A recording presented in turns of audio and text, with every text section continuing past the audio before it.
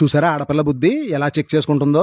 నిజమండి, మా మనవరాలు నాన్నమ్మ ఇంటికి వెళ్లిపోతూ సామాన్లన్నీ కరెక్ట్ గా వచ్చిన లేదా అని ఇన్స్పెక్షన్ చేస్తుందండి. అమ్మా మేడం గారు, అన్ని సామాన్లు పెట్టాం, పసుపు, కుంకుమ, వడపప్పు, చలివిడి, స్వీట్లు, మీ బంధువులందరికీ బట్టలు, నాన్నమ్మ ఇంటి దగ్గర చుట్టుపక్కల వారు పంచిపెట్టడానికి డబ్బాలు, 2 అట్టుపుల్లు గెలలు, మరి నీ కోసం ప్రత్యేకించి బ్రాస్లెట్, గాజులు, మెళ్ళలో ఆంజనేయ స్వామి బిళ్ళ కూడా చేయించాం తల్లి, బయలుదేరు అని అనగానే వాళ్ళ అమ్మ పెరుగన్నం తిని సగం కుక్కకు వేసేసి సరిగ్గా 6:30 గుమ్మం దాటేసిందండి. ఆ పెరుగన్నం తిన్న రాఖీగాడికి డౌట్ వచ్చిందో ఏమో, మా అమ్మాయి అత్తోరింటికి వెళ్ళిపోతుంది అని అలాగే చూస్తుంది. ముహూర్తానికి గంట ముందే మా అల్లుడు గారు డెకరేషన్ చేసిన కారుని మా ఇంటికైతే పంపించారు. సారి సామాన్ల కోసం హడావడి చేసిన మా మనవరాలు కారు ఎక్కే టైంకి నిద్రపోయింది. మా మనవరాలు గారు తాతయ్య గారు సిద్ధాంత్ గారు కాబట్టి 5 నెలల వరకు ముహూర్తాలు లేవని 3 నెలల్లోనే ముహూర్తం పెట్టేసి ఇంటికి తీసుకెళ్లిపోతున్నారు. 2 కార్లు ఒకేసారి మా బన్ను నానమ్మ ఇంటికి, అదేనండి మా మనవరాలు గారు నానమ్మ ఇంటికి బయలుదేరేటప్పుడు మా చిన్న వెయ్యపురాలు గారు, మా లావణ్య మరదలు చెంబుతో నీళ్లు పట్టుకుని ఎదురొచ్చారు. అందరూ కలిసి మా బన్ను నానమ్మ ఊరైన మెండపేట పక్కన ఉన్న నేల్టూరు గ్రామానికి చేరుకున్నాం. అక్కడ చేరగానే మా పెద్దలుడు గారు, బావగారు, మా వెయ్యపురాలు గారు అందరూ కలిసి మా బన్నుకి పూల వర్షంతో ఘన స్వాగతం పలికారండి.